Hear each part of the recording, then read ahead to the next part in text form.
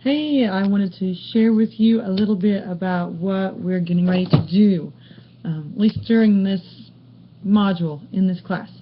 I want to approach the subject of EdTech curriculum from really from an integration standpoint. You'll notice that in a syllabus I talked about we have essential questions, and I asked you last week to go onto our Google document and do a KWL. What do you know about the question that I posed last week? And starting there, thinking about what is that first step. You're asked to lead a team of people to integrate, actually to work on the curriculum and working to integrate technology into the curriculum. It doesn't need to be a standalone curriculum. Does it need to be just woven in through the content areas?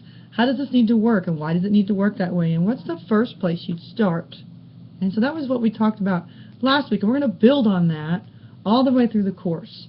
And I want to work on building that by using cases. We're going to do some case-based learning here. And this first module was, right now it's kind of a trial, a little experiment, see how it works.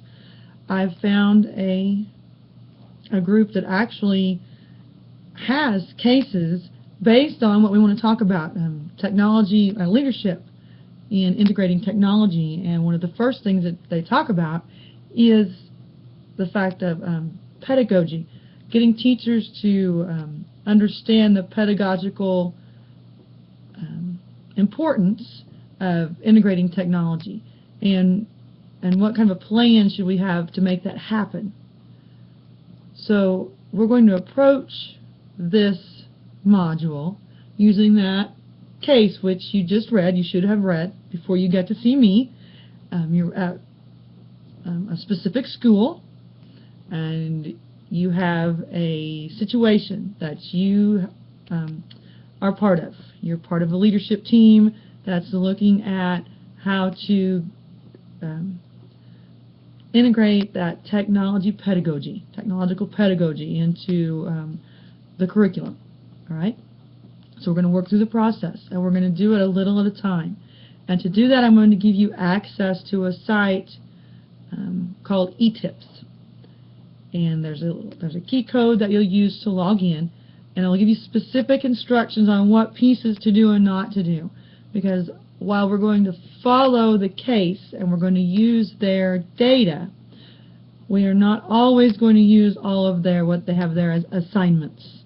All right? So please make sure you pay specific attention to what I ask you to do in our Canvas course.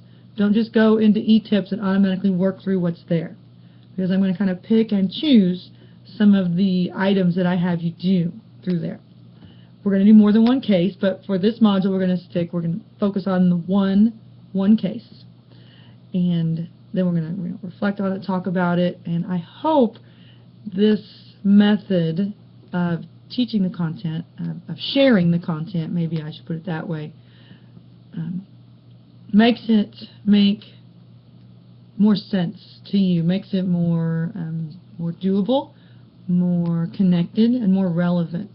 And you can see how that when you leave this program, or even next week if you are part of a curriculum team, how it can make that decision-making process make more sense and have better flow. So we're going to kick off. You should have read your case, so you have an idea. You're probably even thinking already. So now we're going to wander into the start of the decision-making process. And the start of any good decision-making process does involve building a team. We're not going to do that team-building piece in this module. We're going to assume that the team is already built, at least for the moment. That's not necessarily the very first thing you have to do, but that's the first thing that a lot of people would do. As a leader, if you were put in that position, and as I was reading the discussions, a lot of you finally came down to that point where, yes, and some of you even said that first. I would put together a team, and then we do da-da-da-da. And you went a little further than I wanted you to. We just want to focus on that first thing, that yes, we need a team that's going to work together, and here's the team, and here's why they should be the team. Okay, so we're going to assume we've got our team, and so now we're going to jump into the next phase, and that's kind of collecting some ideas and thoughts, but basing those ideas and thoughts that you're going to bring individually back to the team, basing those on research, right? And there's steps to work through, questions to think about and consider as you do that. So we're using this eTips site because it gives us a whole website about this school that I've assigned you to. So you'll be able to see all the demographic information, teacher information, their professional development plan, their mission statement, what kind of technology they have, the whole 9 yards. It's all there. All data that you might need to make the decisions that you're going to make. So enjoy it.